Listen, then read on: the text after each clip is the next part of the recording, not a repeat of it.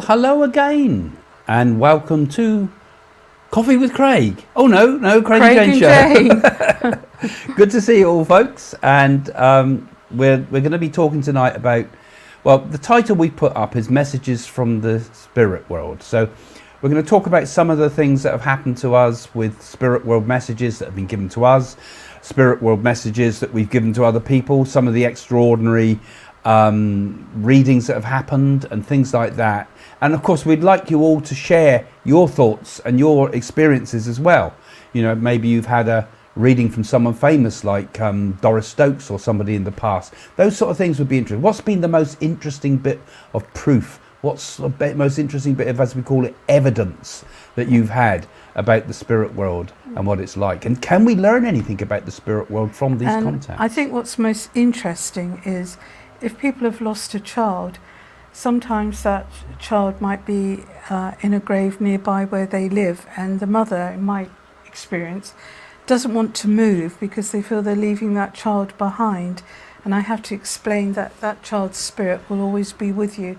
That's only really like we shed our cloak and that person's there that we find as a memory link. So we'll cover all that and more, we hope, tonight. So let's say a few hellos to people first as you come online. Carlos, hello everyone from South America. What makes you think he's Spanish, Craig? Well, because he's from South America. I'm joking. So probably from Brazil or Argentina. In fact, they're both Spanish speaking. No, they're not. I'm wrong. Portuguese, isn't it? Anyway, nice to see you. And it's funny enough, I had a lot of people from South America putting comments up. And we must have a bit of a following we've there. We've got Kimberly. Good afternoon from Chicago. That's nice. One place I haven't been to. A Chicken Lady. Hello from North Carolina. So we're just catching everybody from Elizabeth. America on time. Hello, everyone. Hello, Elizabeth.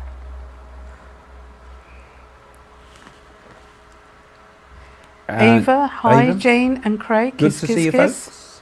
Nice to see you coming in from all over the place. Kay, Whispers of Serenity. Good evening from where, Craig? Reykjavik, Iceland.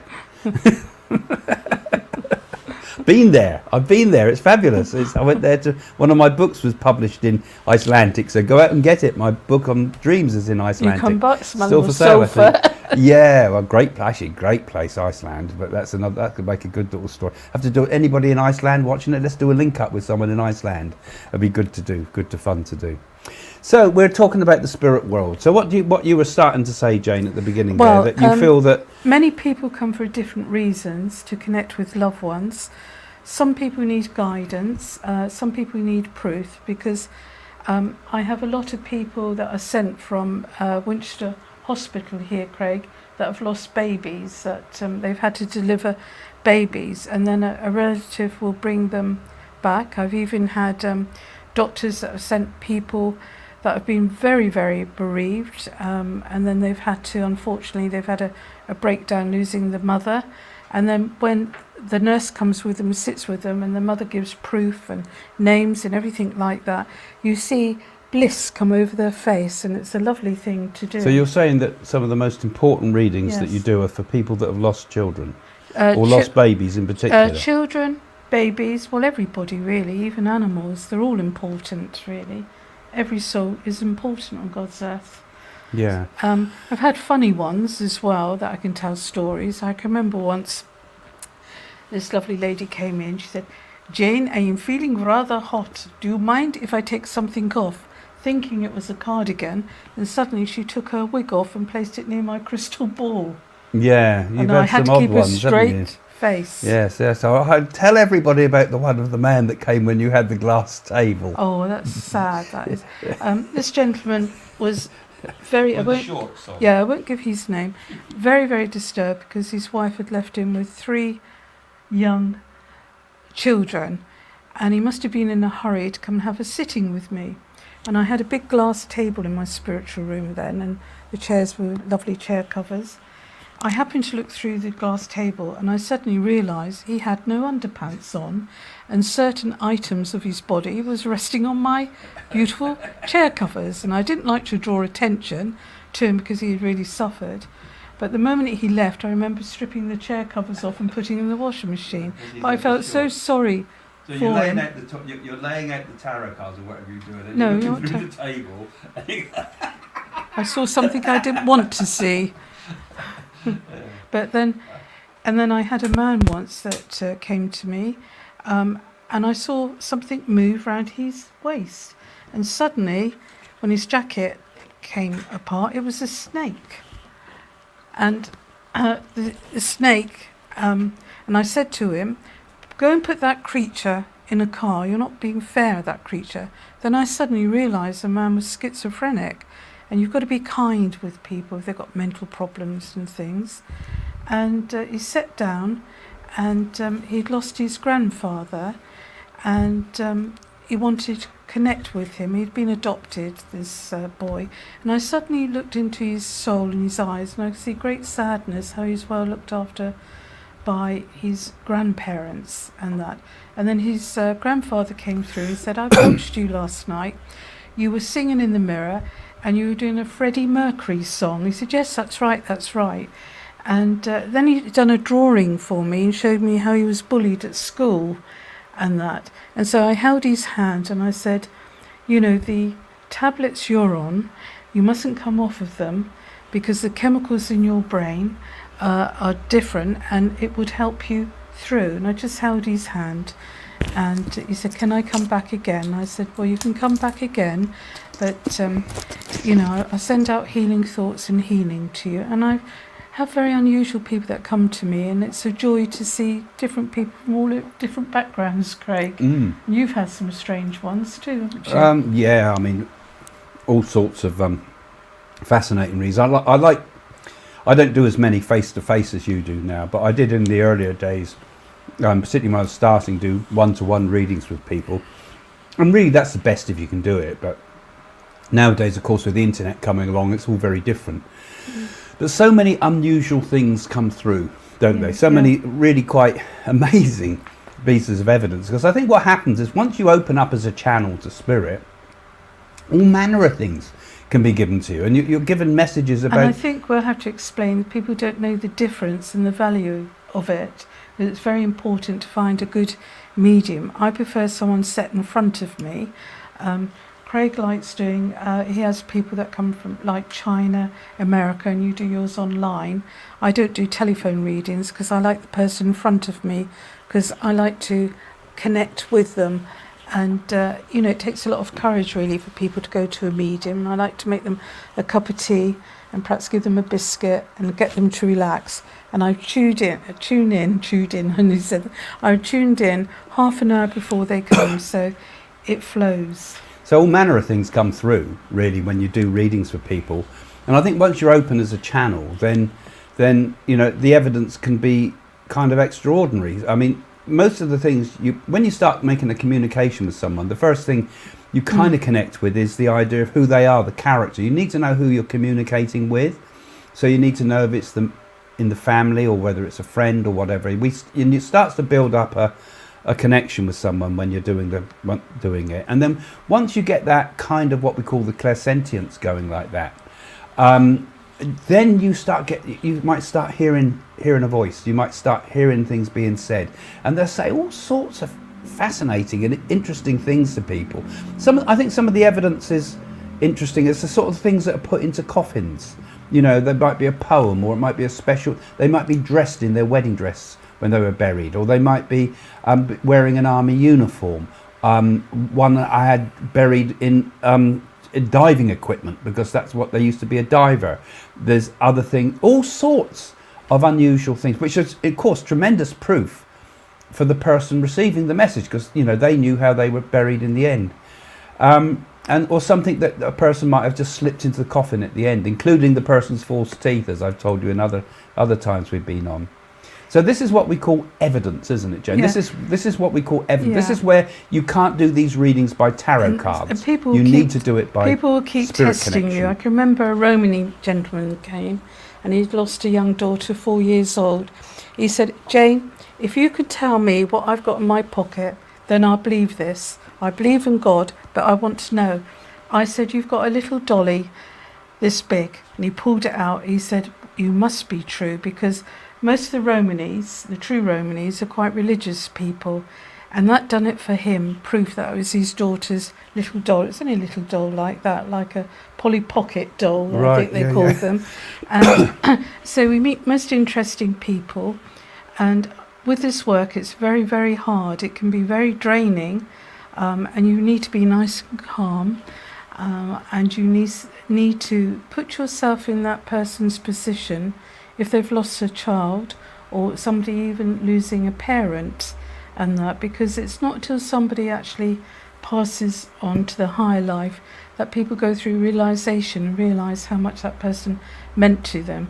So our life is nothing but a spiritual life, which I wouldn't change for the world, would we, Craig? Yeah, and it's not always easy. I mean, when we're talking here about, some of the extraordinary evidence that comes through a reading, but sometimes a reading can take quite a long time to get moving, because sometimes people are really nervous when they come to see you, or they might be very bereaved when they come to see you, or they might be a bit skeptical when they come to see you.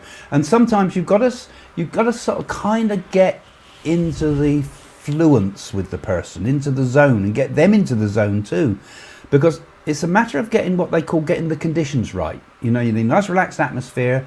The person receiving the message needs to be nice and at ease with themselves. The medium too has to be at ease with themselves, because people think we're super confident all the time, but we're actually very nervous when you're doing a reading sometimes. I think that's a good thing.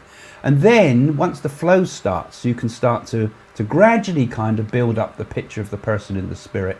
And once you've got that kind of evidence, then you can give what you would call the message, because the message might be something about your life, or something you're doing, or where the missing will is, or something like that. Those type of things start to come through once you've established who your communicator is.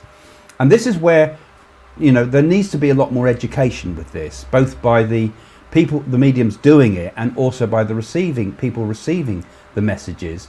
Because you can't just put a load of tarot cards down and that's a reading. It's not.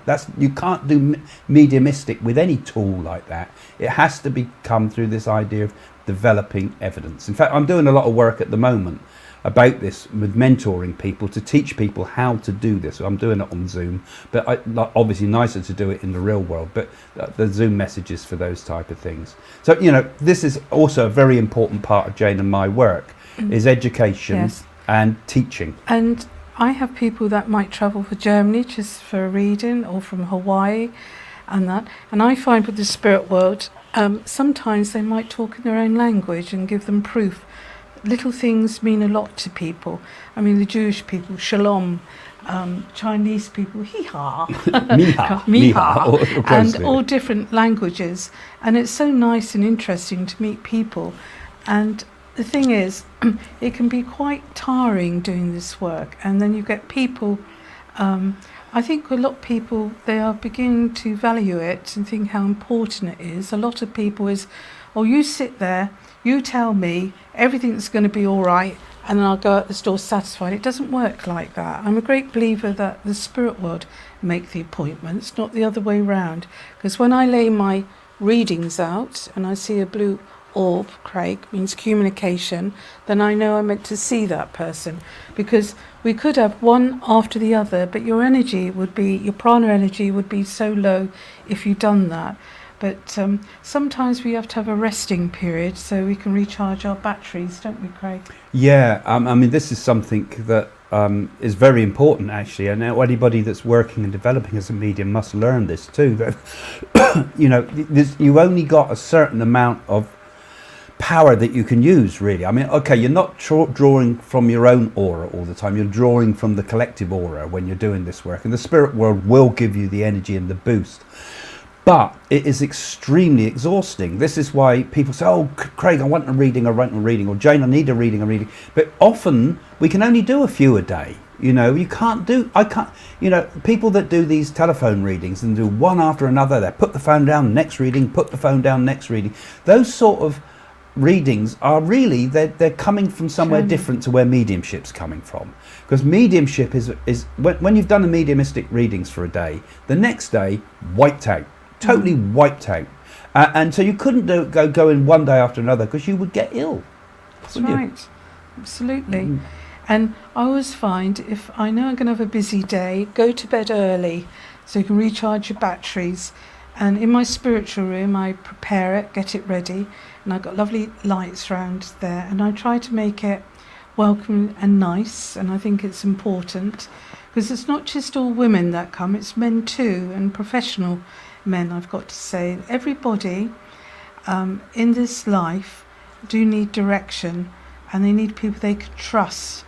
And I think at my age now, I tell it as it is, Craig, so I think that's a good thing in a way. I don't sugar anything. Absolutely. You know, you can't. Because I get Absolutely. very cross when I see a tarot reader, I'm not saying all of them, I pick a card up and say, Spirit says, who's the spirit? Who's your communicator? How did that person pass? When was their birthday? When was their anniversary? Can you name people that's still on the material world still? Yeah. And then you get people churn it out. I saw one recently, chewing gum, picking up cards. Spirit says this, Spirit says that, and people don't know the difference. We were talking about this today, weren't we? The danger is that it's become mediumship and spiritual things and psychic things have become massively popular since before we started. When we first started, there was a minority of people that used to sneak off to a spiritualist church, That's which right. is a weird sort of place, but what goes on there, you know. But now it's become sort of the norm. It's all over the place, and the problem is it's become an industry. It's become a mystical industry, which I suppose is good on one level because the word's getting out. But the problem is, of course, there's also an awful lot of codswallop around that is really very suspect.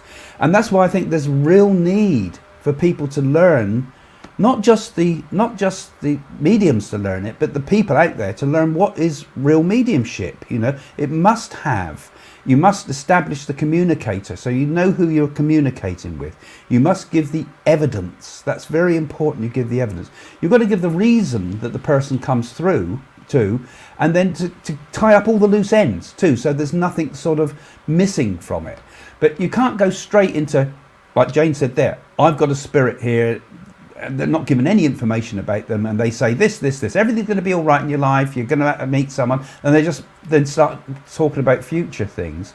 That's not the way it works. The spirit world are there first and foremost to prove themselves to us, to give us the comforting knowledge that life goes on after death. And the messages they give are kind of an extra, really. Yeah, and it's very important that your spirit control on the other side, make sure that the conditions are right. Doorkeepers, guides, or spirit control, and that they will make the conditions right. And I'm a great believer, as I said before, the spirit world will send the people to the right medium.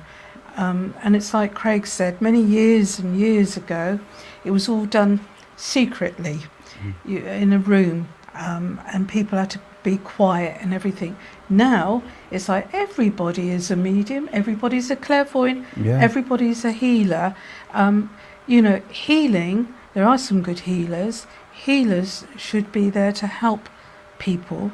There's, you know, you don't need to go to people and say, I'll sell you a candle for £2,000 and I'll cure you. I'll cure you that your fertility be okay. I'll cure you that your lover comes back.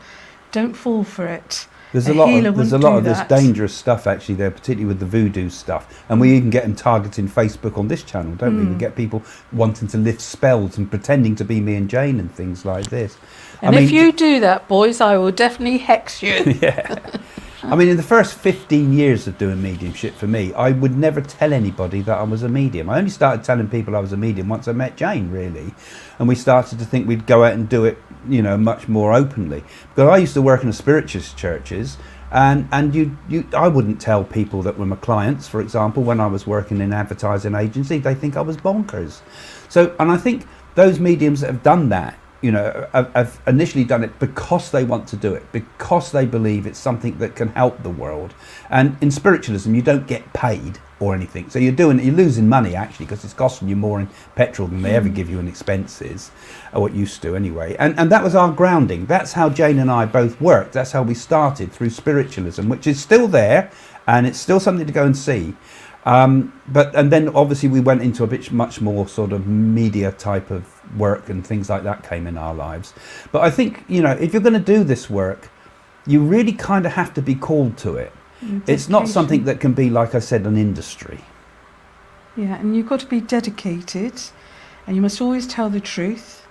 and you must have compassion in your hearts and lots of love, because a lot of people have gone through an awful lot losing loved ones, you must be there for people. You can't be judgmental on anybody from any background, and to do your work and have love and compassion. Now let's listen to some of your stories, shall we, Craig? What I was going to say now is we're coming to sort of the point now where we can we got another little clip we're going to show you again. Now we're going to take your questions after this, so we always put these little interludes in. So Jane and I, as you know, we got the out and about bit now coming up for 5-10 minutes, I think it is, a little clip where we went to investigate the Lawrence of Arabia and to see if we could pick up on Lawrence of Arabia's spirit a little bit. So I'm just bear with me because I've got the laptop here, so I'm just going to hopefully find them, and we're just going to see this. We'll see you after this little break.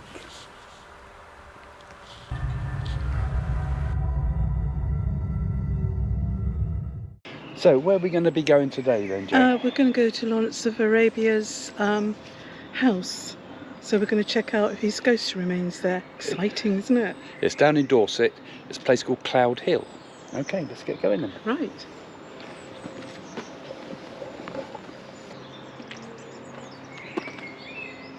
So this is actually Cloud Hill.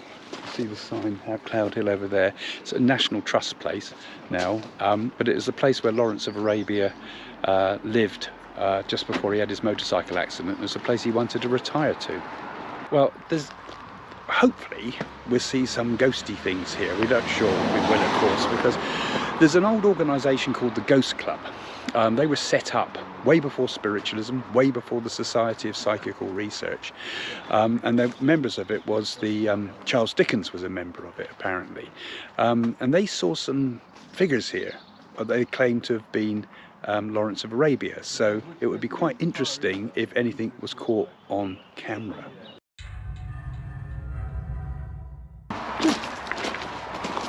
Has there been any ghosts spotted up in here? Not convincingly, but some of the volunteers do say hello, hello Lawrence, as they come in. Okay. No, there was an Arab, which would be quite unlikely, Yeah. if you see what I mean, allegedly. I would have thought it'd be more of a ghost of a person that used to live there before Yeah, well, I think him. that's why one of the volunteers said hello Lawrence as they Yeah. go up the stairs in the morning. Yeah.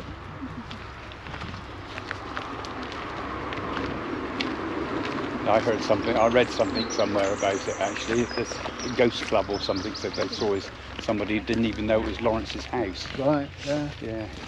Well, This is the place his spirit would come, isn't it? Because this is the place he wanted to retire, I believe. Yeah.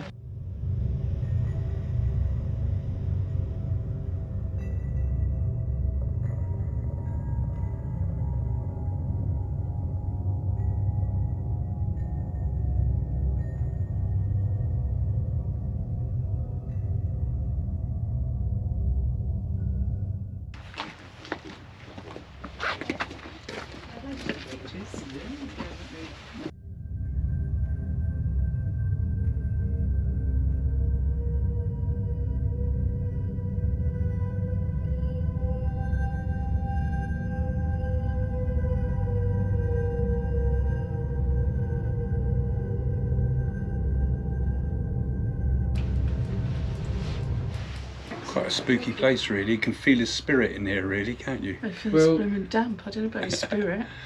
He's literally half a mile away. And, It was actually my father's sergeant major that got him into the ambulance.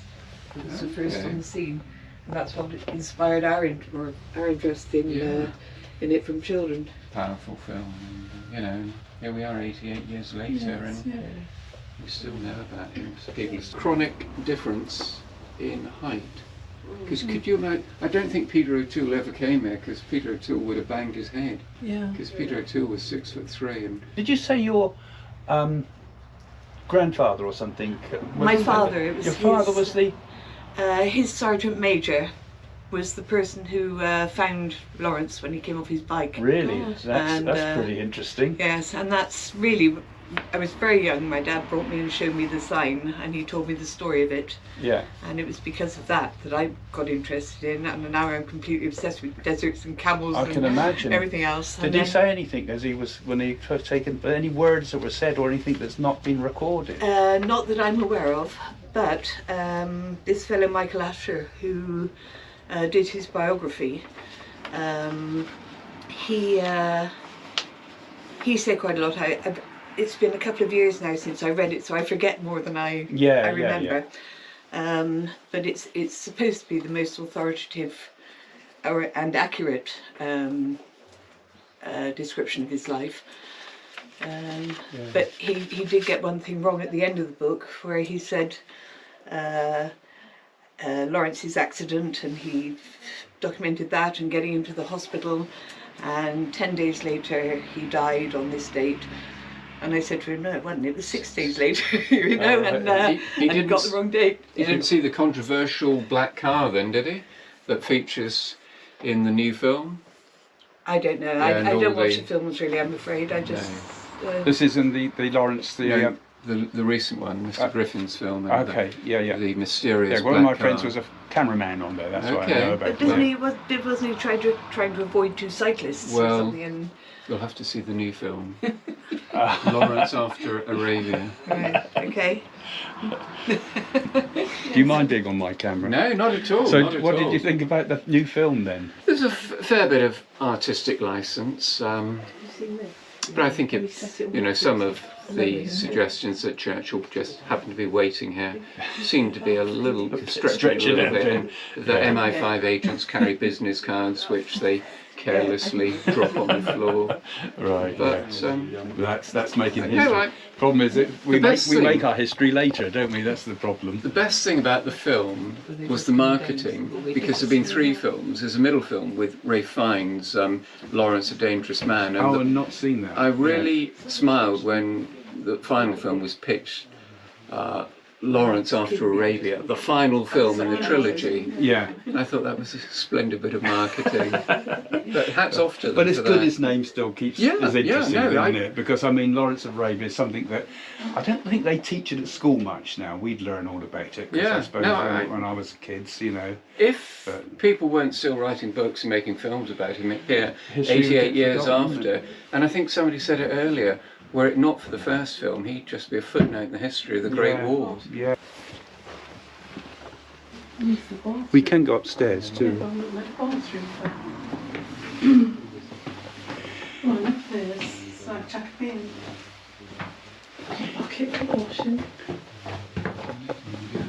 You can get kind of a feeling. I can still see my beautiful self in the mirror.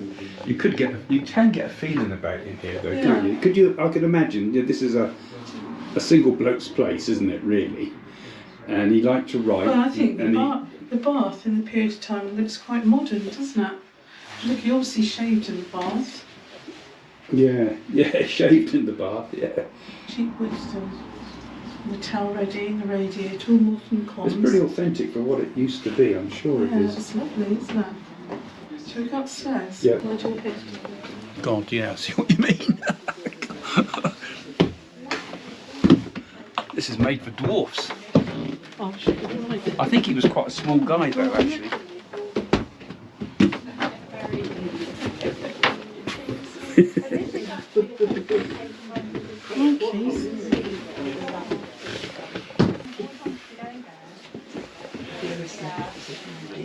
What's this then? His bedroom? I don't know. This is all covered in foil or something, so...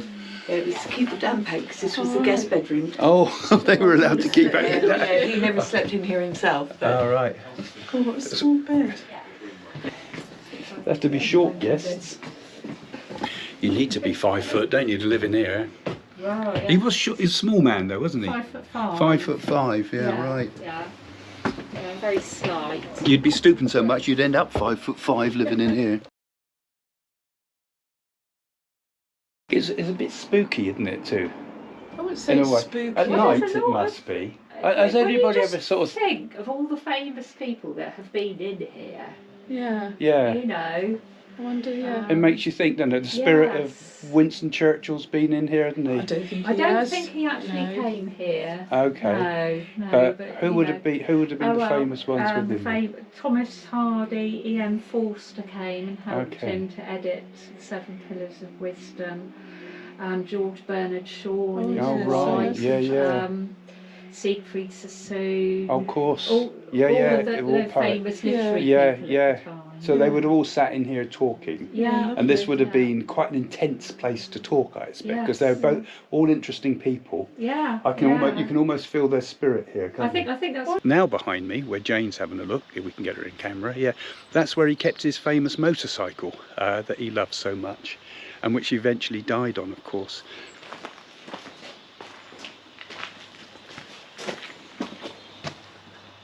And where we saw that biscuit and cheese under there, that's what he lived on and knelt. Lived on cheese and biscuits. Yeah, that's a typical bloke, isn't it? It is a bit. It is, isn't it? So your daddy knew it like that. And that came off the ship, that bunk bed. Oh, did it? And it dumped up as a kitchen. Okay, And that's that table, interesting. that's why they had that biscuit and cheese there. I'm going to go and have a look up the hill now. Yeah, go on. All right, so you'll stay here and have a look around, and I'll sit I'm over there. only going to just nip up and see what it's like. Well, that's it from the top of Cloud Hill with Lawrence of Arabia's cottage down there, where he spent some of the best times meeting some of the most famous people in the world, other writers and things. He didn't meet Winston Churchill there. Some of my friends have been working on a new movie about Lawrence of Arabia called After Lawrence, which will be out soon. Go and have a look. But definitely, I think his spirit was here. Spirit of some form, wasn't it? Fascinating place. Thanks for joining us. Well, wasn't that interesting, Craig? Well, there you go. The spirit, or the picking up on the energy of Lawrence of Arabia. Jane and I are not people who like some of these programs where you'll drop into trance at a drop of a hat and suddenly the spirit of that person's coming through you. You know, when you do an actual communication with someone like T. Lawrence, you'd have to do a proper readings with people who knew him. So let's have some of your questions now. Some of the issues we've raised, haven't we? We talked about some of the things, what is good mediumship, what's bad, what have you experienced good and bad mediumship. Maybe you've had a reading with Jane or myself, and you might have something to say about that. What do you think about the standards of mediumships happening today? And any other questions that you might want to ask about the spirit world, how it works, spirit communication, learning to develop your spirituality, how to develop as well, and all those type of things. So we're going to take your questions now, guys. So, how do you both look after your own health with all that energy work? Do you ever feel you have residual feelings that you don't realise are not your own at first? No, I can't say that. I think the key is really to rest. True. Yes. And also to turn your phone off, Jane, It's when you go on spirit air. communication. It's Lawrence. He can't get me. Yeah. Yeah, there's a lot to that, actually. I look after my health. Well, Jane, you look after your health with gardening, I think, don't you, really? I mean, that's your way of getting away Well, from... I always think from I the always energy think in the of it all. garden you're nearer to God when you see all the beauty in the flowers and that. And my hobby is shopping. Yeah, shopping therapy. You always say that I teach other women how to shop. Shopping therapy and a bit of gardening. Well, that's okay, because it's a time to take your energy away from it. You have to be your own person for a while. I think that's important. I do a lot of yoga, as you probably know, because I talk about it quite a lot. Listen to music. So yeah, yoga. I do yoga every day, and I find that helps my health on all levels. I would recommend everybody to do yoga, no matter where you come from, whatever your health conditions. Everybody should do yoga, I think, because it builds the prana energy back again. Because this is where the problem with mediumship comes, is it drains this prana energy, or chi as they call it, or ka they might call it. There's different names for it, but the life force, you know. And sometimes, yes, if you're not careful, you can carry away the residual feelings of people. But again, when you do mediumship, it's also very important when you've finished a reading to clear yourself, as it were. This is one of the things I teach people. You have to clear the energy through yourself. You have yourself a spiritual cosmic shower, in a way, to wash away the negative influences. And a spirit cup of tea afterwards. And a spirit cup of tea, and often sugar as well. I don't Actually, I take find sugar. sometimes sugar is necessary, because I do find your sugar levels burn very, very No. quickly. Diabetics often have problems when they're mediums. They struggle with it because their sugar levels are going wild when they're doing mediumship. So these are things that are also important for your health. Right. Pat. Hello from Boston. Enjoy all demonstrations I have had from British mediums, especially Brenda Lawrence. Never heard of her. Don't her. know Brenda No, Lawrence. I don't know. But there's lots of good mediums out there. And, you know, I think it's important that people learn to distinguish between those that are good and those that aren't. And the important thing is, I think we've got to sort of demand proof and evidence from them. I don't believe in these mediums that go up and ask for photographs of people. Because if you put in photographs out of a fishbowl or whatever they do, I don't think that's mediumship in the slightest. That is reading a face. And there's something in that you might be able to do, a reading psychically, reading a face, but it doesn't mean you've got a spirit connection, in my opinion. I'm very much, when it comes to the mediumship side of it, a pretty traditional spiritualist, actually, that you've got to give the evidence, the proof, the evidence, and that evidence needs to be verified. Because I remember that medium that you'll know who I mean, who used to stand up on the spiritualist platform, and he used to talk so fast and so quickly and give so much information that nobody could ever actually answer whether it was right or wrong. You know, actually they do it on these TV channels sometimes. You never actually get an answer whether what they're saying is right. And that was kind of bad mediumship too, because you also need to get, is that correct? And they need to be able to say yes or no. And if it's no, then you've got to dig a bit deeper to find the answer, haven't you? Right. Sarah, I lost my son 2 years ago. I was absolutely heartbroken. Then last year I had a reading with Jane. You gave me so much comfort, and I can only say you saved my life. Thank you, Sarah. That's nice. I think I can remember it now of your son and that. And as I say, it takes a lot of courage to come to somebody like me and the spirit world arrange the appointments, and it's lovely that your son came through to connect with you, so love never dies. Yeah, and that's always great when you get messages like that from people, because you don't realise when you're doing the mediumship how much you might have turned a person's life around sometimes. That sometimes they're very emotional, readings can be. But sometimes the person might not say much in the reading and then come back years later and say, it completely transformed my view of the world, particularly with mediumship. If you've lost a child, or you've lost a family member, and an only child it can be at that really too. tough. Yeah. What's this? Kathleen, how did you both gain confidence what you were hearing? Well, I suppose it came natural to me and Craig. Craig's very good at hearing when dinner's ready. He's very good at From that. the spirit world, I think. Not ready here. No, I think it's something that you're born with, and you know what you're doing is very true, and you trust, and most important, as Craig said, evidence, and go by that. And the spirit world will work through any vehicle that they feel that gives good evidence. Yeah, I understand where you're coming from, Kathleen, too, because perhaps if you're developing your mediumship too, because when you're first starting out, you keep thinking, is it my own thoughts? Is it my own thoughts? Because it's very hard to know the difference. Is it a spirit thought? Is it my thoughts? Well, the only way really is through practice. And I think you've almost got to, particularly when you're first starting, you've got to kind of be a bit reckless with it. You see, the good thing in spiritualism is once you get to a certain level and you've started to be able to give messages in a circle, and a development circle, then you can go out and you can practice as what they call a fledgling medium, where you get a kind of a fairly sympathetic audience in the spiritualist church who are not going to come down heavy on you if you get something wrong. But then you can start to build your confidence because it gives you opportunities to practice. So in order to develop that confidence, at first you would need someone fairly sympathetic to work with, which might be your friends. And then when you start thinking, wow, I got that right, wow, how did I know that? Then it kind of gives you the confidence. But that confidence is absolutely vital. And it's never there, it's never there right at the start. It's not until you've actually start the mediumship to think, oh, I've got it, I was getting it right. And it's just as difficult, even when you've been doing it years and years and years, like Jane have been doing, that moment of have I got it, when you first stand up in front of a big audience and you don't know if you're with it or not, and you say, can you understand this name, you over there or something? you don't know until you open your mouth. So it's a matter of confidence and knowing that the spirit won't let you down. It's there in the background. You just got to tune into it. That's right, great. Loretta, that's a nice name. I know about Edgar Casey and all of them, the real mediums, but today's standard is beyond a joke. In cinematic behaviour, you love to hear logical and practical. Well, it's a calling. I'd say it's a calling. And as I say, there's too many youngsters now. They might sit in a circle for 6 weeks. Suddenly they're a medium.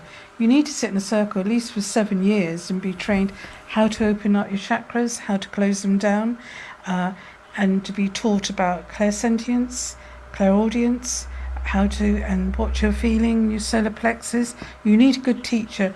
Craig's a very good teacher and has written very good books, and he's a very strict teacher. With Craig, it's got to be not just spirit guides, it's got to be actual proof and evidence. And I'd say he's a very good teacher, and it's proved by the books he's written. I couldn't agree with you more, Jane. But then I was taught by a policeman. That's a new diamond ring, by the way. I was taught by a policeman, and he wanted evidence. He said that wouldn't stand up in court, so it's not going to stand up as spirit proof. So you've got to develop evidence. So that was great that a policeman taught me, because it made me think that if I'm going to be a medium, I've always got to give the evidence. And he would always say, if you've got something, oh, I've got a name, right? Give a bit more. You've got to give a bit more. So what's the surname? What's the relationship to the person with you here? Any interesting stories in their life? You've got to kind of dig with the spirit world. You've got to learn to ask the questions and then open yourself and give what you get without any form of interference from your mind. And certainly today, I mean, I think, when you hear of people like Edgar Casey and all the greats and Doris Stokes and all the others, and Gordon Higginson and people, I worry because there's not many left in the world, not many mediums that are really top notch now. We need more training. We need more people to learn what's right and wrong with mediumship. And we need the people receiving the messages also to be able to discern between what is good and what's bad. Right, Lita, do you sometimes have to tell a spirit to slow the horses because it's too quick or too much for your own head to decide? No, not really, because I find I have to be in control of the spirit world, because sometimes I have to say that again, and the other person said, could you tell me what my child, I've lost a favourite colour, and suddenly I see in front of me a colour, it might be yellow, and it's always best to be in control. No, enough energy, enough time. I mean, to give clairvoyance for an hour is a long time for mediumship. Some of them only just give 15 minutes or that. But if the need is great, then spirit will work through and help that person.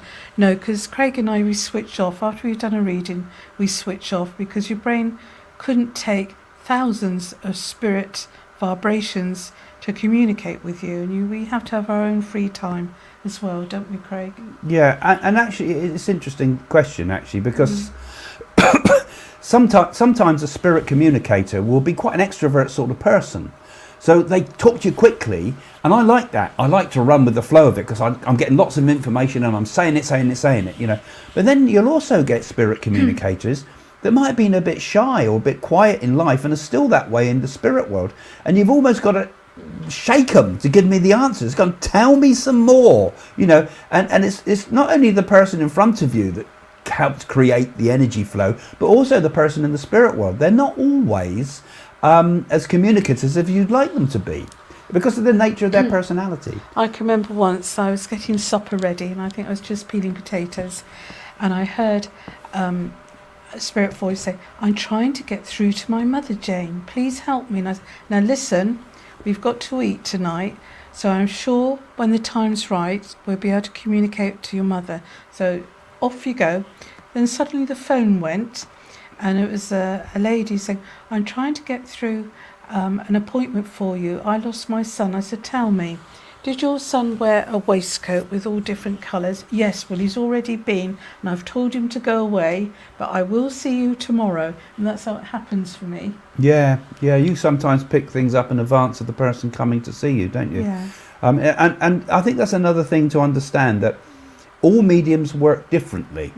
So when we're sort of comparing mediums to each other, they're all very different. You know, I like to be a bit of a showman. I like to stand up in front of an audience, and I'm always at my best when I've got a lot of people in front of me. I like to work with groups, and I suppose there's a bit of showing off going on there in the background too, if I'm honest.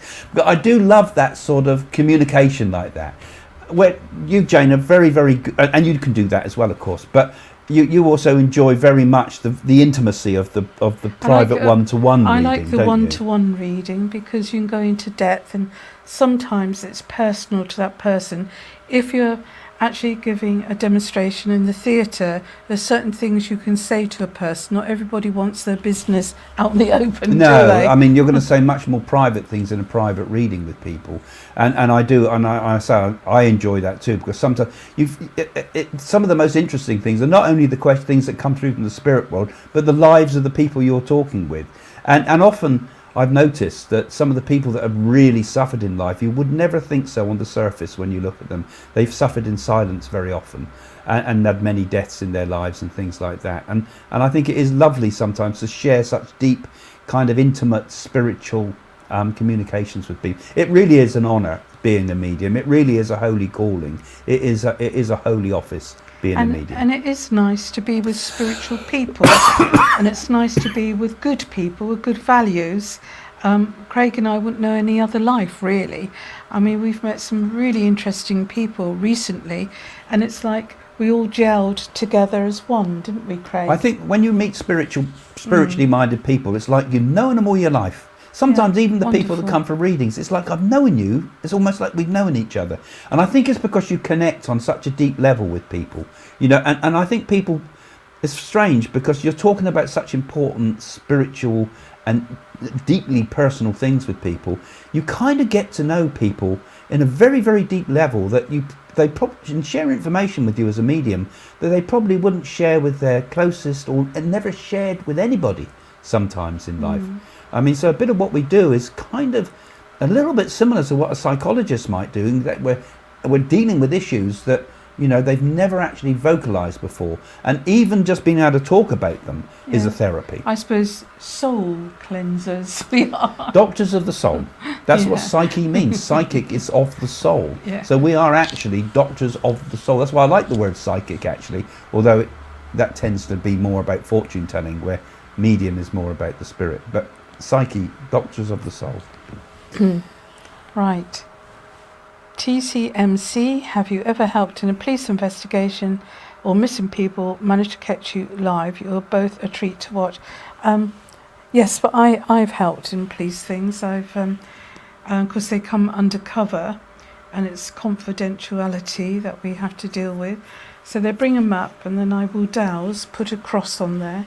I won't name the person that went missing because I've got to honour the family, but I did find his foot in a shoe. Do you remember that case I'm talking about? Yeah. And it is sad because the mothers cannot accept that a child's gone and won't come back again, and it's very hard.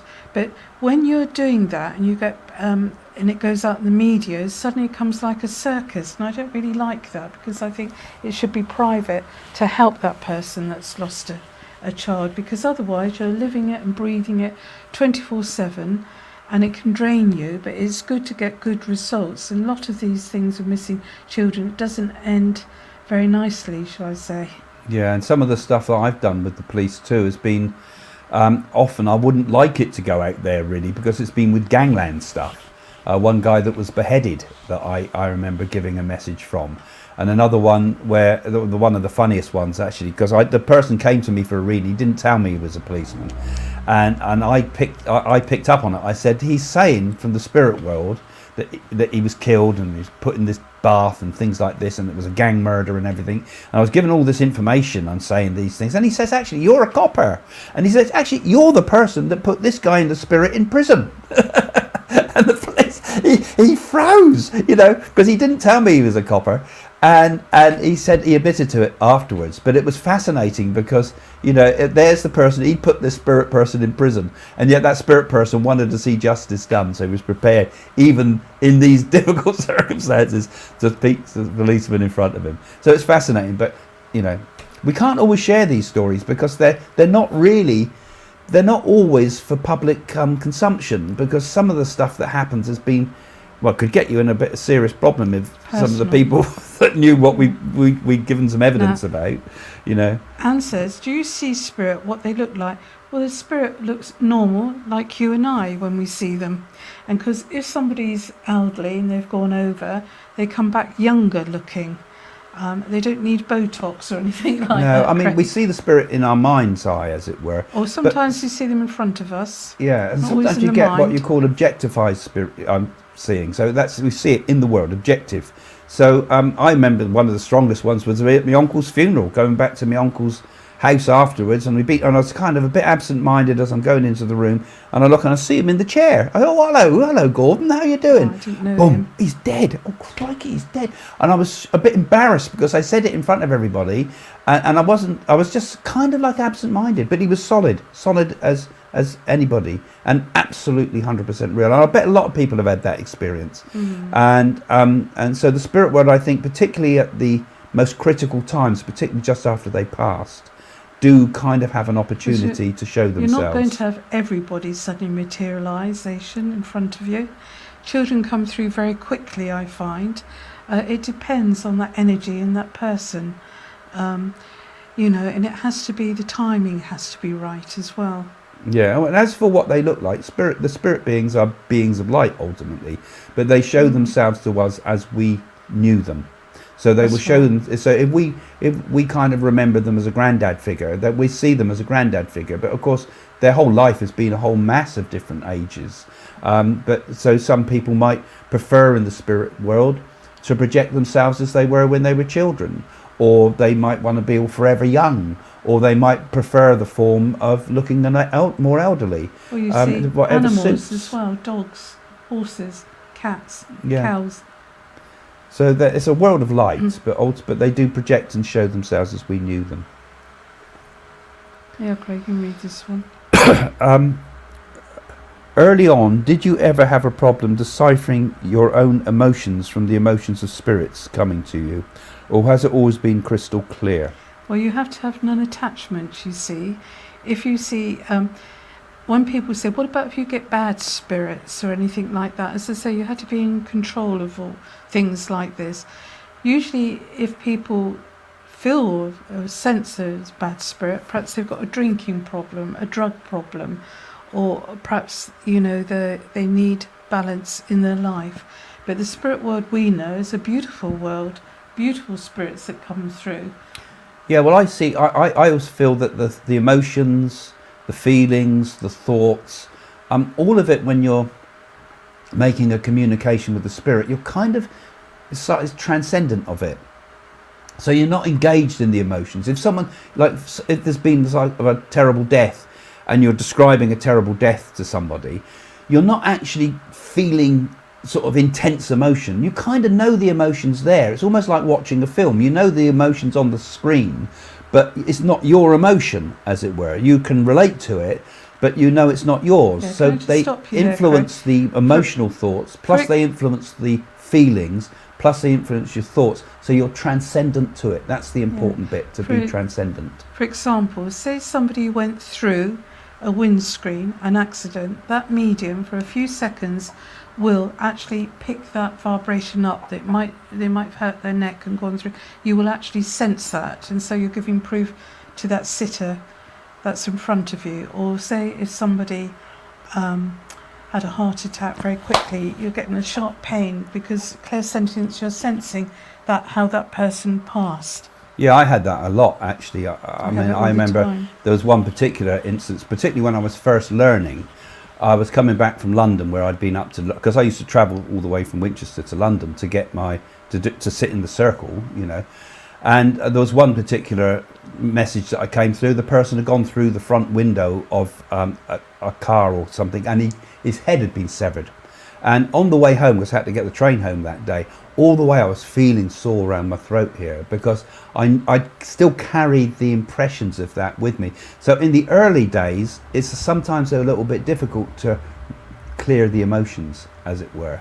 But you know, certainly as you move forward, you learn to let that go, because you couldn't carry that round with you all the time. I'm very blessed that sometimes, say if I'm in a supermarket and I might be standing behind someone, I can sense if that person is 6 or 8 weeks pregnant, because I can actually feel that and sense that. So I'm using my clairsentience there.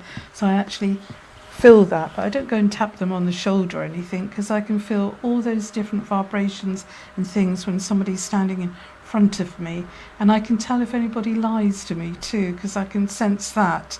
So I would say in a way that Craig and I suppose we work differently, because you like doing Zoom readings and differently, where I actually like the person in front of me, but when we're working together on the stage, and that is like our energies combined is quite powerful and quite high. Yeah, and we tend to step over each other because we're both keen to give our messages. So it's good, you know, so it's good and bad for both of us. But it's not bad. But it's never bad. Yeah, that'll be the ego coming in if you say that. Yeah. I don't think I got a word in the last one. Well, you talk 20 to the dozen, so don't kid yourself. But anyway, we're coming close to the end of the show. We'll have one more question in a moment. But just let me say to you that if you've been enjoying this show, do please have a look in the description below, because down the bottom of the YouTube you can see how to become a patron, and you can help support us and keep all this going. You know, I know I keep bleating this message every time, but we really do need your support to keep the studio going here, where we can manage to do this show every week.